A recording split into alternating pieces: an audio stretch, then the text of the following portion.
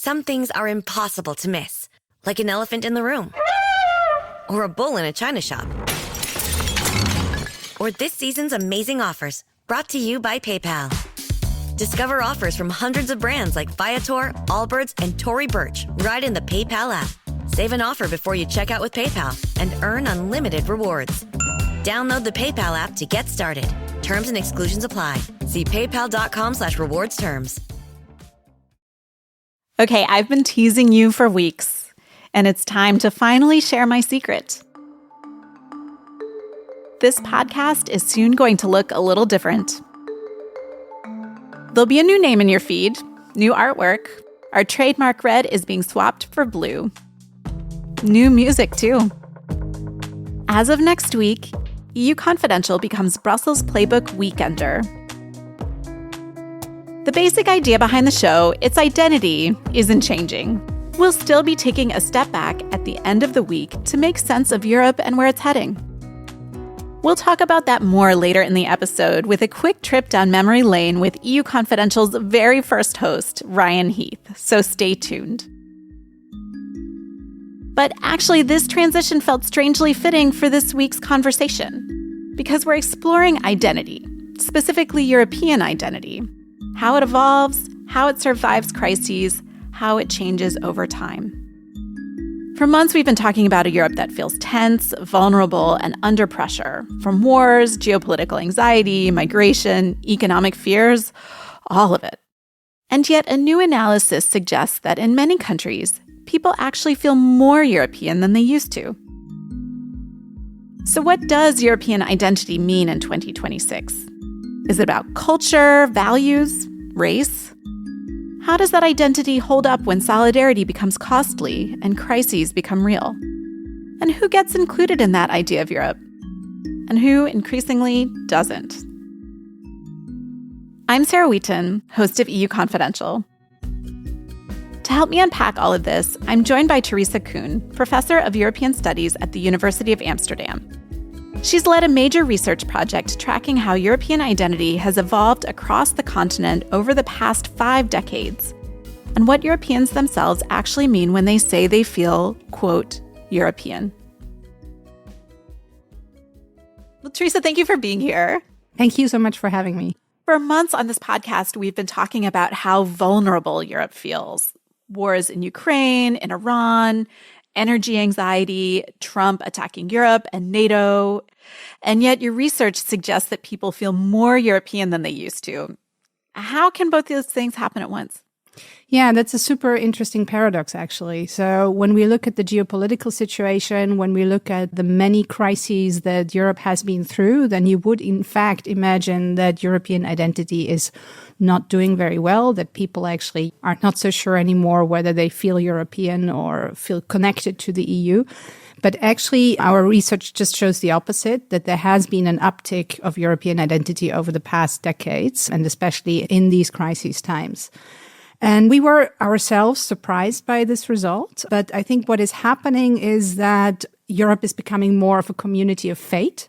So people are becoming much more aware that they are part of a bigger community that goes beyond their own countries, and that actually these countries are interconnected. And if there is a big economic crisis in Greece or in Spain, then it has direct repercussions in other countries as well. So it might not be the most enthusiastic identity. It might be more of a marriage of convenience, maybe, but people are definitely aware much more than before that they're part of this community. And before we get deeper into the findings and what they mean, can you just briefly explain what this research actually involved? I mean, it wasn't just a couple polls here and there. Yeah, indeed. So with my team, which included Armin Seimel and John Michaelis, Isabella Severio, and Darren Honorsal, we tried to get a much bigger picture of European identity development than previous research. And we were able to combine existing survey data across countries and across 5 decades of research. So basically, we now have some kind of poll of polls. That's how you can imagine it, bringing together data since early 1970s until 2024 and from across the entire European Union, including the UK. And what do you even mean by European identity? Is it just being like pro-EU? No, actually, this is quite an important distinction. So people can, for example, think that the EU is maybe not really a good thing, or that they disagree with policy making of the European Union, but still feel connected to Europe as a community and also as a geographic continent, for example. And so we might have some people who are voting for Eurosceptic parties, but still feeling European.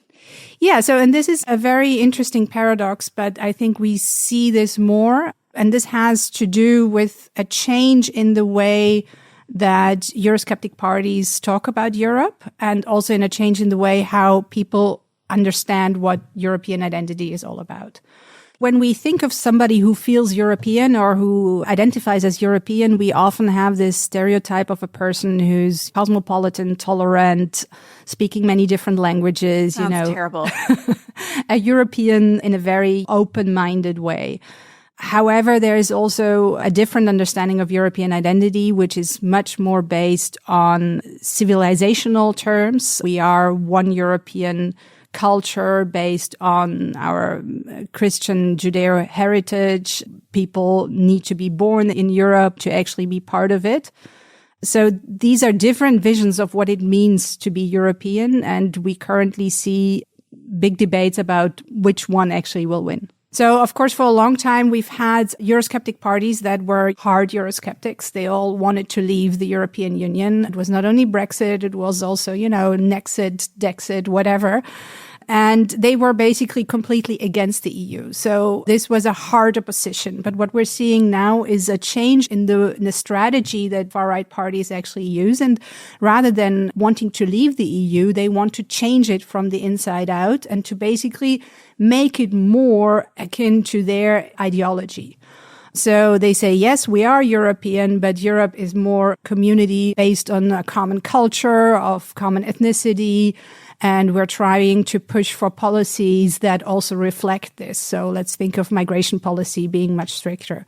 And so for some people who see themselves as Europeans, but actually think more of Europe and European identity as something that is based on ethnicity, of being born here, etc., it is possible for them to feel European and at the same time subscribe to a much more right-wing political ideology. Mm. And for this research, you and your colleagues have been asking people what it takes to be European, and then also who's not European. Tell us about some of the answers you got. Yeah, so basically what our overtime research could not do was to really look into what people actually mean when they think about a typical European, for example, or what they mean when they say, I feel European. And this is where the research of my PhD student, Isabella Severio, comes in. She actually asked people in a representative survey in Germany, so according to your own words, what does it take to be European? How does a typical European, what is it for you? And what she found there was quite striking. So first of all, for many Europeans, it's still very much about European democracy, rule of law, human rights. So very close to the, let's say, official discourse about the EU that has dominated politics for a long time. But there was also a significant portion of the population that said, no, it's actually more about being born here. It's about a certain ethnicity. Some really wrote down being white and not being Muslim. And what actually happens if we ask the question differently, if we ask, when are you not a European? This distinction became even much stronger. So people were then much more ready to say, well, being Muslim is not compatible with being European. And also, you need to be born here. So people construct a relatively inclusive image when it comes about to what makes people European. They become much more exclusive and much more, in a way, linking it to ethnicity and to religion when they talk about who's not European. Well, that runs in parallel with another trend that you found. So on the one hand, crises like the Russian invasion of Ukraine seemed to enhance and strengthen feelings of European identity. But at the same time, it was a bit more inside versus the outside. Can you talk through that phenomenon in a bit more detail? Yeah, in general, what we see is that crises have a positive effect on European identity, so that people become more aware of being European and supporting it during crisis times. It has to do with this community of faith that I said, but we also see that this kind of idea of an external threat and a common other plays a big role here. So we see, especially in crises with a clear external threat, whether it was real or whether it's just perceived as a different question. But let's think of, for example, Russian invasion of Ukraine, but also the migration crisis, which was very much framed as, okay, the threat is coming from outside and we have to basically shield ourselves. These are crises where European identity actually increased in the context of the crisis. We see this much less, for example, in the Eurozone crisis, which was much more perceived as failure of the EU to really solve a problem and which laid bare much more the internal divisions between member states and, also a lot of stereotypes across the EU. So this did not have this effect on European identity, but the more external threat framed crises were playing a big role. This also means that in this context of external threat, European identity is more linked to security questions and to a Europe that protects. And because of that, I think we're moving much more to a connotation of European identity that is based much more on exclusive boundaries and a much clearer distinction between, okay, we are the positive, the aspirational in-group, and then there's the others outside that we kind of have to shield ourselves against. Yeah, you invoked in your research former EU foreign policy chief Josep Borrell's what was seen as sort of a gaffe, saying, the EU is the garden and the rest of the world is the jungle. Indeed, yes. So this was a very infamous speech, but I think it ties into a larger development, not only by the far right, but also by the official EU institutions to move much more into this rhetoric. Some people might also remember that Ursula von der Leyen in 2020, just before the corona crisis erupted, she thanked Greece for being an aspida, for being a shield against migration coming from outside of the EU. So also these are very symbolic words that are not chosen just by mistake, I think. They do reflect a change in the way European Union and also the institutions want to represent themselves. Yeah, it's interesting. She tried also during the COVID period to say, in contrast to Trump's vaccine nationalism, no, Europe is going to help provide vaccines to the world as well as to ourselves. But yeah, that seemed to have not been as permanent of a posture. No, I think it was, of course, a time where a lot of things had to happen very quickly and a lot of improvisation was necessary. But especially when we look at the vaccine rollout, that was a moment, for example, when many people questioned the EU because actually the UK was, the first country ahead of it, yeah. Exactly. And in some other research with an international research team there, we actually did also find that just after the British vaccine rollout, support for the EU went down in European member states. So people were kind of thinking like, what's actually the added value of being in the EU if the UK can do it much faster? Really interesting. We've been also speaking kind of very broadly about trends, but are there big differences across Europe? Do Western and Eastern Europe broadly move in the same direction, or do we see different trends? Yeah, it's difficult to really speak more generally about groups of countries. There are, however, some trends. So maybe not so surprisingly, Luxembourg is always the most pro-European country in our data. Always being half the country is employed by the EU, I think. Exactly. And it is also, of course, a small country, so I think it makes more sense to feel interconnected.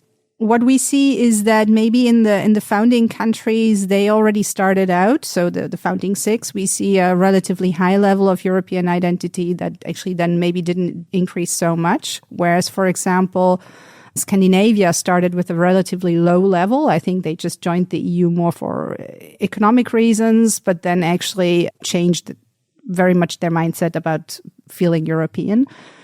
And we also see that in Central Eastern European countries, there was first this kind of almost honeymoon effect. So you also see a little bit of an aspirational side of European identity, so very high levels, which then actually decreased in some countries. And I think this has also a lot to do with the way the Eastern enlargement in 2004 and 2007 was actually handled, and that many citizens of these countries felt like second-class citizens for a long time because, for example, there were still travel restrictions in place for them that were not in place for the rest of the EU. So I think their initial enthusiasm was actually tempered by the reactions of other Europeans towards them. Yeah, it's interesting to see. Sometimes there'll be a leap forward and then a step backward. So you found that expansion seemed to deflate European identity elsewhere. EU sentiment was below average in Ireland after the Eastern expansion in 2004.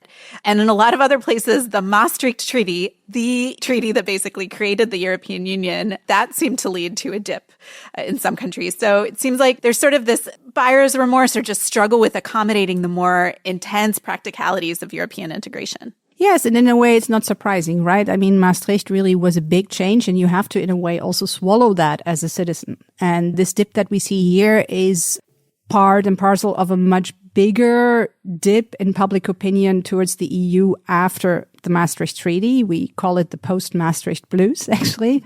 Because in that time, for many Europeans, it became, for the first time, really clear, okay, this is not only about the market, this is a political union. And at that time, also Eurosceptic parties started to emerge and to mobilize these kind of sentiments. So it is really a turning point in public opinion towards the EU. Yeah, and we're still seeing this tension today. Just in Bulgaria, the country just adopted the euro, a huge kind of economic accomplishment for the country. But now citizens have just elected a government that's led by someone who is a bit of a Eurosceptic, who's against the euro. So yeah, it's still playing out. Absolutely. Yeah, I'm not an expert on Bulgarian politics, I should say. But I think there are often these kind of contradictions that you see here.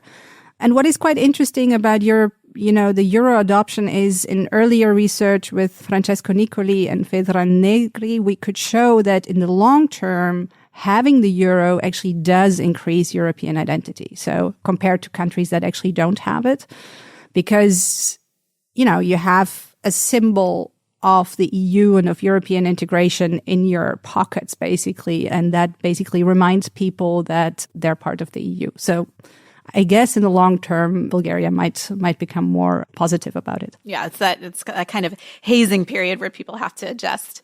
On the other hand, is there a risk that we're overstating how deep this identity is? It's one thing to say, I feel European, and even to appreciate the advantage of a common currency in your pocket, but it's another when you have to act on it when solidarity gets expensive. If the Portuguese were asked to help defend the Polish border, or if Germans were to pay off Greek debt, something they were bracing for, would they still see themselves as European? Yes, absolutely. That's the big stress test. So on the one hand, economic redistribution, which we have seen very much arise in the Eurozone crisis and also in the Corona crisis, but you're now also relating to basically going to war for other member states. And these are, of course, big decisions where identity also plays a big role. I cannot say so much about really the hopefully hypothetical case of going to war for other member states in the European army. What we have seen in research on European solidarity in the Euro crisis is that we all, including people who have a strong European identity, we all prefer to basically keep the money in our own countries. And this has a lot to do with the national welfare institutions. It has a lot to do with trust also. But what we also see is that for people who have a European identity, the threshold is much lower. So they are more easily convinced that you can also give money to other member states or to other Europeans. And what we also see here is that there's really also a lot of power or a lot of leeway for policymakers in the way they design these policies. So, for example, if you show citizens, okay, well, we do have some kind of redistribution scheme, but there are clear conditions for member states to actually get the money. And if they don't fulfill these conditions, then they're out. Then you see that public opinion shifts. So I think, yes, there is possibility for it, but also really policy design and communication. How do you frame it? Is it just, giving money to some lazy other European countries that don't have their money in order? Or is it something that we do to help others in a difficult situation? So these two questions play a big role. How do you design the policies and how do you communicate them? And then I think many Europeans can actually be convinced to also give something up of themselves, either money or hopefully not their lives, for others. Well, yeah, and I think you've just articulated sort of a broad formula for creating a sense of solidarity internally in a difficult situation. And I'm going to ask you a very subjective question based on my American identity, which still feels dominant for me, even though I've been here for almost a decade and I hold Belgian citizenship as well. And the country where I was born and raised, despite all its divisions, self-identifies as powerful. It has agency in the world. Whereas in Europe, we're just staring at the Strait of Hormuz, hoping that the fighting ends and that the problem will go away, even though it affects us here even more than in the US. So we have this shared fate, but that's exactly it. It's fatalistic and passive instead of decisive. So can there be an empowered European identity? Yeah, super interesting question, Sarah. And actually, to be honest, on the way here, I was wondering myself whether you see yourself as European or primarily American. So thanks for the answer to my question. I'm going to get hate mail, but yeah. I think Europe is underestimating its own power. And I think an important way forward would be to actually be much more proud of what the EU has achieved in terms of providing an alternative to very much power-based or hegemony international relations, and much more actually trying to solve, interstate negotiations much more through collaboration and cooperation. And I think, for example, in the reaction to the Russian invasion in Ukraine, the EU was very, very strong and very clear in the initial phase in showing their reaction to it and being unified. And this is much less the case in the last couple of crises that we have seen. I think Europe is still trying to find the leader that could actually provide this kind of energy that we need to really be more, to have more self-esteem in international relations. We're currently not seeing this, but I think the EU clearly has the potential for it. All right. Theresa Kuhn, thank you so much for joining us. Thank you. Okay, that was Professor Theresa Kuhn from the University of Amsterdam. We'll take a quick break now, and when we come back, a little bit more on the identity question. Not European identity this time, but the identity of this podcast. Hey, sweetie, your mother showed me this Carvana thing for selling the car. I'm going to give it a try. Wish me luck. Me again. I put in the license plate. It gave me an offer. Unbelievable. Okay, I accepted the offer. They're picking it up Tuesday from the driveway. I haven't even left my chair. It's done. The car's gone. I'm holding a check. Anyway, Carvana, give it a whirl. Love ya. So good, you'll want to leave a voicemail about it. Sell your car today on Carvana. Pickup fees may apply. Okay, now it's time to get a bit personal about this show. Back in February, we launched the Brussels Playbook podcast. Our daily 15-minute show, running Monday through Thursday, focused on the biggest stories shaping Europe each morning. And now this Friday show is officially joining the family with a new name, a new look, and yes, a new color palette. But as I've said, the core idea behind it isn't changing. I'll still be here with you every Friday in this same feed, trying to make sense of Europe at the end of another busy week.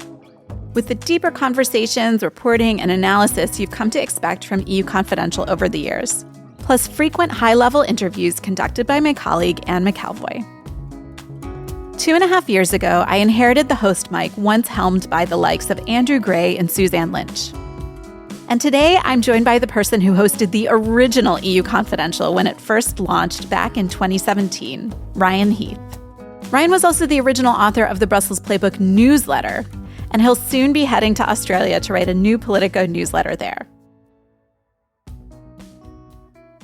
Ryan, great to have you here. It is so good to be back. I'm loving all of the new podcasts. Sort of back, but you didn't have this nice fancy studio back when you started EU Confidential. Absolutely not. We had the most crazy audio challenges. We were doing it in a glass box. I was buying little foam pads off the internet and we were placing them all around. None of these fancy microphones with extender arms. Absolutely nothing like that at all. And we went back and listened to that first episode, and that just seems to capture how much things have changed since 2017. What were the big topics? Well, it was all Brexit and terrorism and one crisis or another. It was a back-to-back crisis era. And certainly people had the patience maybe for a 30 or 40-minute podcast then. A little bit different now. So we took up a lot of your time back then. That was very different. But we still take up a good amount of people's time here at what is now The Weekender. So over the 3 years that you hosted, what was your favorite episode? I love doing the live ones. So I'm a big advocate of having that audience in the room. And among those ones, my favorites, I think, were Jacinda Ardern and Nicola Sturgeon. They were very authentic people. And they're the sort of people that you love to interview because they give you real answers. So this is the former Prime Minister of New Zealand, yes, and Nicola Sturgeon, former First Minister of Scotland. And there was one more. One more. Martin Selmayr. I had never actually spoken to Martin Selmayr. People will be shocked to learn that. So he was clearly the big man behind Jean-Claude Juncker. And it was a very different feeling when Politico first turned up in Brussels. So I did not have the access that a lot of people have today to the Commission. And Martin Selmayr and I had never had a conversation until I interviewed him after the 2019 election. He came onto the podcast. Well, he did an event with us and we turned it into a podcast episode. Okay, well, listen, we do a lot of comparisons of Martin Selmayr and Bjorn Seibert. So, Bjorn, I also have never met you, so this is the moment. This is the moment. So I was a longtime fangirl of EU Confidential before getting the pleasure of hosting. And my favorite part of the Ryan Heath era was the EU WTF segment. Me too. And it was basically like an advice thing. You had Lena Arborus and Alva Finn, two women in the EU bubble, helping give advice. What was your favorite segment of that one? It was always people having some little trauma to do with their rent, or sometimes very seriously being harassed in some way, because it was also the Me Too era. But my favorite story was really when the European General Court decided to fine itself for basically failing to process a case for 26 months. They admitted that for 26 months they did absolutely nothing with this case, and then it took them another 2 years to deal with it. And I can't remember who was awarded all of this money, but I just thought it was so absurd because there's really not much to do in Luxembourg. And people say Brussels is boring, but if anyone really thinks that, get yourself down to Luxembourg and then tell me what would you do in 26 months in Luxembourg, if not deal with your court case that was in front of you. And yet they did not. And they did not. Any advice that you actually followed from that? Oh, I just thought it was fun. I just liked this idea of not shocking the bubble, but making people see themselves a little bit differently or realize not everybody is on the low tax rate at the Commission. There are a bunch of interns struggling to survive in the town. Or, okay, it might be a bunch of old guys running a lot of things, but I thought it really mattered to have female voices on the podcast. And I worked really hard to make sure that there was this cross-section of people in the town who were part of it all. Yeah, we talk about the faceless bureaucrats, and we were at least giving voice to different people here on the podcast. Yeah, and laughing matters. So I wanted to make people laugh at some level too.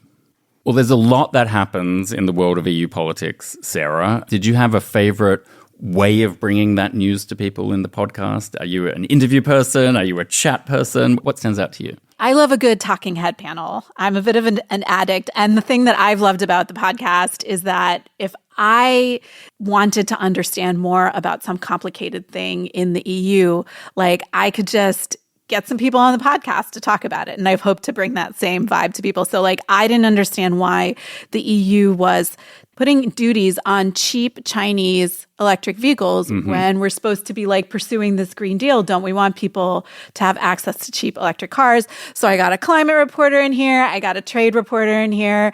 There are some conflicting goals, and they were able to lay that out for everybody. And nerdily enough, that is my favorite episode of EU Confidential. And when it's a conversation, you can't default to all these acronyms and process-driven things because that's not how normal people talk. So you have to bring it into a different level and open it up, I guess. Exactly. We really humanize the things here. And, I don't want to be backward looking too much because there's a bright new future to the podcast, but there are recurring themes in our world. Donald Trump has not gone away. Ukraine has been under occupation the entire time EU Confidential has existed to one extent or another. What do you feel about those recurring themes? And do you think that we'll be able to go on to new topics and new challenges and new crises? I mean, look, history echoes and we just keep seeing the same thing over and over again. I think especially in the era of Trump. So we see Europe struggling with this fading transatlantic relationship. We also see Europe want to move in sort of a green direction, but then a crisis kind of leads leaders to say, no, we need to solve short-term problems, and that means we need to find ways to lower costs, and that usually involves hitting the brakes on certain climate policies. The new thing, though, that I have seen over the course of this podcast's existence is the rise of the far right, not just in the capitals, but in the European Parliament. Mm-hmm. There used to be just this kind of mono-thinking, this kind of centrist grand coalition here. And especially after the 2024 European Parliament election, the Patriots for Europe group, third biggest group in the European Parliament, we're now grappling with the idea that Marine Le Pen could be at the council table next year. And that is changing the narrative. And it's a real road to respectability in a sense, where I'm old enough or been around long enough to know when the Freedom Party in Austria first was brought into a coalition, and then people flipped the table here. They couldn't cope with the idea of that level of Euroscepticism or nationalism. And now it's almost part of the furniture. But even though people are able to express their anger and frustrations, and they have been in numbers of ways, elections force you to make hard choices, and there's going to be a bunch of elections coming up over the next year where the real test is it frustration going to get converted into votes, which gets converted into council seats, or does it just peter out at the level of frustration? We definitely are not going to run out of things to talk about here on The Weekender, and Ryan will certainly be checking back in with you from Australia. With pleasure. Okay, that's it from us. Thanks as always to our supervising producer, Diana Steris, and to our audio producer, Saga Ringmar. I'm Sarah Wheaton. See you next week on The Weekender.